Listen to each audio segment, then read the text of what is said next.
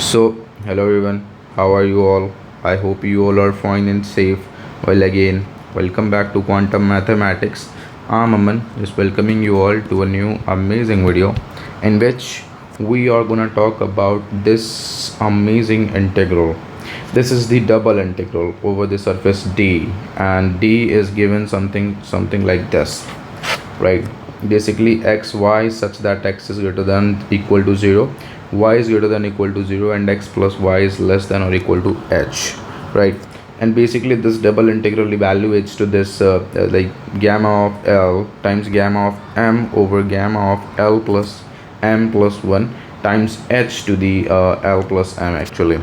And yeah, it's pretty amazing. And basically, you know what, why I'm just taking this integral, firstly because in this video we are just going to prove something even crazier, but for that we have to just know about this integral. So you can consider this integral as a prerequisite, right? I hope I have written the spelling of prerequisite correctly, I'm not sure. Okay, now let's just dive into it. Okay, now let's just take the first inequality, that is this one actually, right? So basically we have given x plus y is less than or equal to h, right?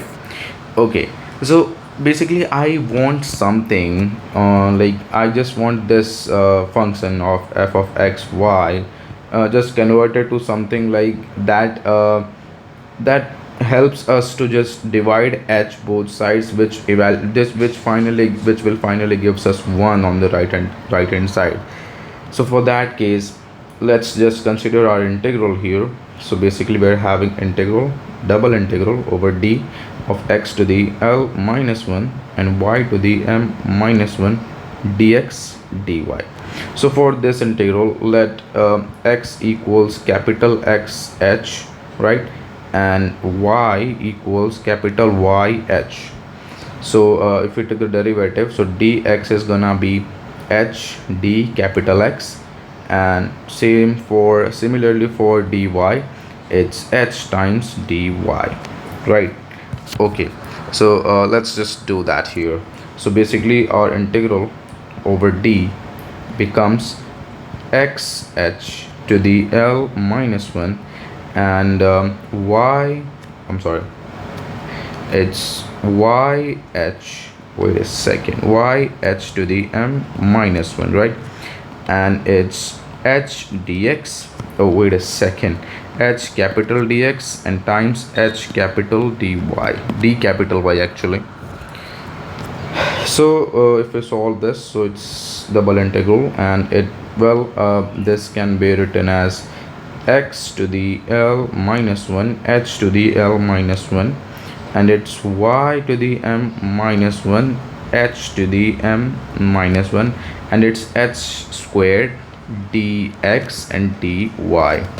And you know what, like this h to the negative 1 and this h to the negative 1 cancels out with this h squared. So basically, and since this h terms are not depending on dx or dy, so we can just consider this as a constant. So basically h to the m plus L, or maybe you can consider writing L plus m, don't mind, double integral over surface D, and it's capital X to the L minus 1 and it's capital Y to the m minus 1 dx dy. So since we have just used some u sub here, so regarding this we have to just change this thing as well. Well, we don't need to care about x's, because if small x is greater than equal to 0, then that implies capital X is also greater than or equal to 0, and similarly for the small y and capital Y, right? Okay, and now if we consider this equation, this inequality, so on the place of small x we can write capital X h and plus capital Y h less than h, and basically we can just plug h common out of this, so and we can divide both sides with that. So basically x plus y is less than equal to 1. So yeah, this is why we did that much things here. Now let's just talk about this a little bit.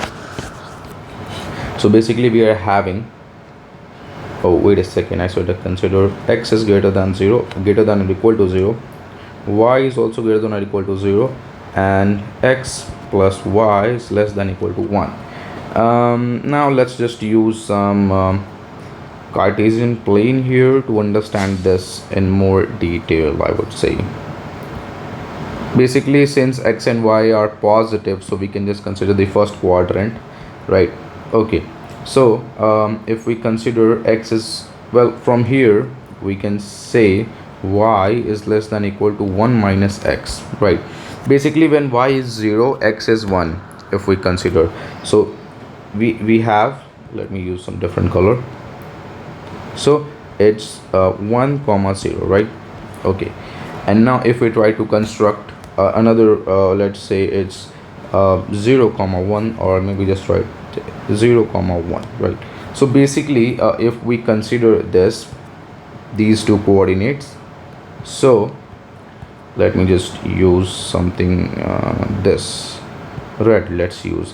So basically for this line, for this straight line, we have to just like we just have to wait a second, let me just use something here.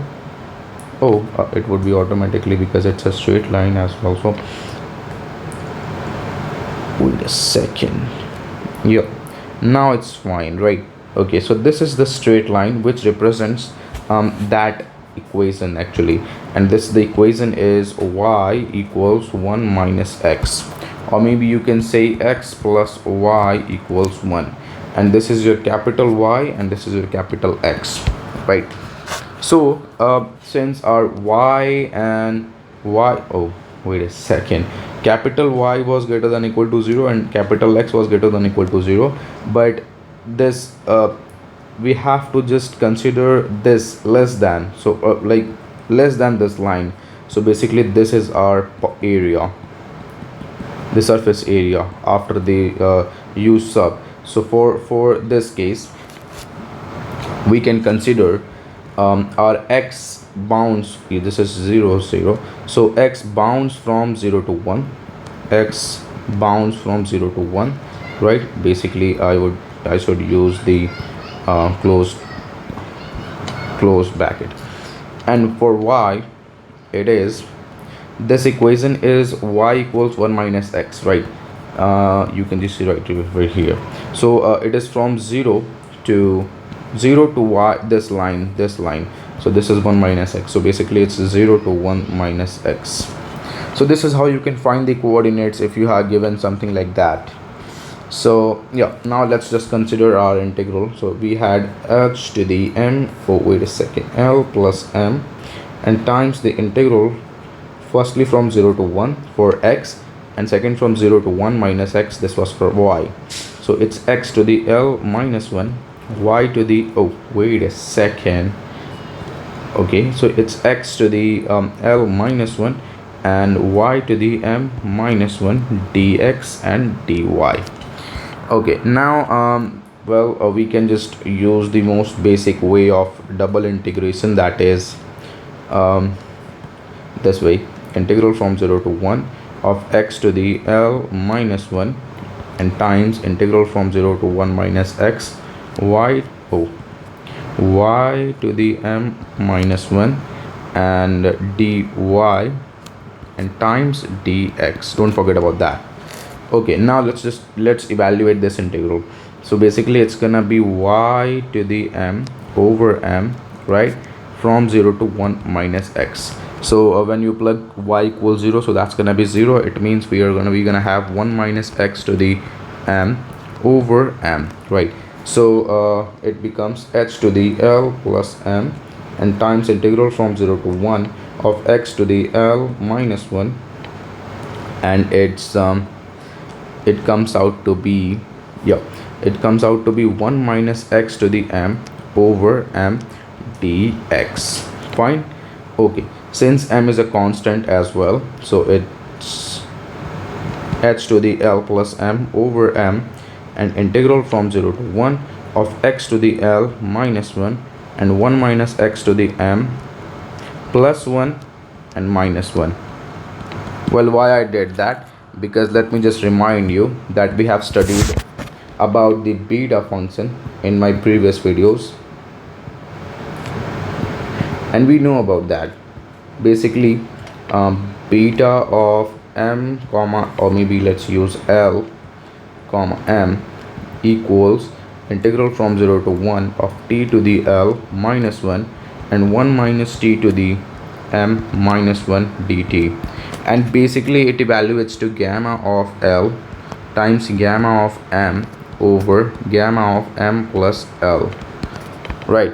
So yeah, it's, I'm not using this out of nowhere. I have proved this. If you want to see the proof, you can consider watching my previous video. I'll just paste the link of that video in the description box of this video, don't worry about that. So basically, for our case, x to the L minus 1, yeah, it's pretty fine, so it's gamma of L. But for this, we have m is being replaced with m plus 1, right? So it's h to the L plus m over m, and it's gamma of L, and it's gamma of m plus 1 over gamma of L plus m plus 1, right? And since we can write this gamma of m plus 1 as m, yeah, we can write this as m factorial, right? So this can also be written as m times m minus 1 factorial, and m minus 1 factorial can be written as gamma of m. Basically, gamma of m plus 1 can be written as m times gamma of m. So let's just replace it with that. So it comes out to be h to the L plus m over m, and it's gamma of L, and it's m times gamma of m over gamma of L plus m plus 1, and this m cancels out, and finally we are good to go with our final result, that is gamma of L times gamma of m over gamma of m. Oh, wait a second, let me just go in order first. L plus m plus 1, h to the L plus m. So finally we can say that we hence proved. Yeah, so we are done with this. And now you would ask, Aman, you did say that it was just a prerequisite for this, for something crazier, so for something even crazier. So let me just introduce to you with that even.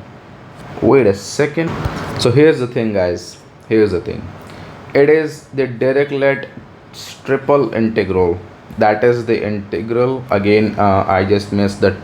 I just missed the typing of the v. That is. Let me just write that down as well for here. Let me just write that down. So it's x, y, z, such that x is greater than equal to 0, y is greater than equal to 0, and z is greater than equal to 0, and finally we are having x plus y plus z is less than equal to 1. Okay, so this is what we are having so far, right? Yeah, so this is what our question is all about. So this is our area, volume actually, I'm sorry, it's area, and we have triple integral over v x to the L minus 1 times y to the m minus 1 times z to the n minus 1 dx dy dz evaluates to gamma of L, gamma of m, and gamma of n over gamma of L plus m plus n plus 1. Okay, now that sounds good. Wow. Okay, now let's just evaluate this also. So it's pretty easy, and yeah, it won't take a lot of time, and let's just do it right away. Since we are not having any kind of h here, so we don't need to just eliminate h, so we can just play around with this directly. So it's x plus y plus z is less than equal to 1. Now if we consider y plus z is less than equal to 1 minus x, right? Okay, so let's just don't do that here. Let's just don't do that. So for here we can say z is less than equal to, we can say z is less than equal to 1 minus x minus y, and from our case z is greater than equal to 0. So basically this is the bound of z, And now if we talk about y, so from here we can say 1 minus x minus y is greater than equal to 0, right? And y, from here we can say y is less than equal to 1 minus x. So here comes the bound of y, or we can say since y is greater than equal to 0, so here comes the bounds of y. So it's pretty straightforward. And if we talk about from here, 1 minus x is greater than equal to 0, right? So x is less than equal to 1 and it's greater than equal to 0. Hence here comes the bounds of x as well. So now our integral transforms to, let me just place these things a little bit there, and then we would be just moving forward. Okay, so now we are having the triple integrals with their limits respectively. So first from 0 to 1 x, second from 0 to 1 minus x, and third from 0 to 1 minus x minus y. And we are having x to the L minus 1, y to the m minus 1, and z to the n minus 1, dx, dy, and dz. Now, for our convenience, let's say 1 minus x equals h. I'm just assuming it as a constant because it's just bounds, right? So this becomes integral from 0 to 1, and this parenthesis, or maybe you should consider x to the L minus 1 outside, and then this parenthesis, integral from 0 to h, right? Because we considered 1 minus x equals h here. And for the second integral, it's 1 minus, oh wait a second, it's h minus y, and y to the m minus 1 and z to the n minus 1, dy, dz, and times dx. Now, why I just parenthesized them basically? Because from here we know that over d, basically the integral, if we talk about the bounds, so basically this integral from 0 to 1, from 0 to h, and integral from 0 to h minus y, it's x to the L minus 1 and y to the m minus 1, dx, dy. Well, we can just do that. We can just find the bounds of this integral from here itself and from here, as we did for these three things. So it's pretty easy, and we know that it evaluates to gamma of L, right, and gamma of m over gamma of L plus m plus 1 times h to the L plus m. So finally we did use, and now we are just gonna plug our integral equals this result. Why? That is why I just used that, I evaluated that integral firstly, right? So it's integral from 0 to 1 x to the L minus 1 and times gamma of m times gamma of, I'm sorry, I should have written L here, but it's all right, it's m. Oh wait a second, wait. Okay, so it's n over gamma of m plus n plus 1 and h to the m plus n dx. Since this gamma of m and gamma of n and over, like basically these things are constants, so they are gonna be plugged out. And now you would say h to the m plus 1 is also a constant term, but now I would say we had considered h equals 1 minus x. It is a function of x actually, so we cannot just consider that as a constant, right? So it's over gamma of m plus m n plus 1 and integral from 0 to 1 x to the L minus 1, and it's 1 minus x to the m plus n plus 1 and minus 1. Now again we are going to use the beta function here. So for this case we have gamma of L times gamma of m plus n plus 1 over gamma of L plus m plus 1 n plus 1, right? Finally we are good to go with our result. It's gamma of m times gamma of n over gamma of m plus n plus 1 and times gamma of L times gamma of m plus n plus 1 over its gamma of L plus m plus n plus 1, and we got rid of these two things. So finally our integral. Wait a sec.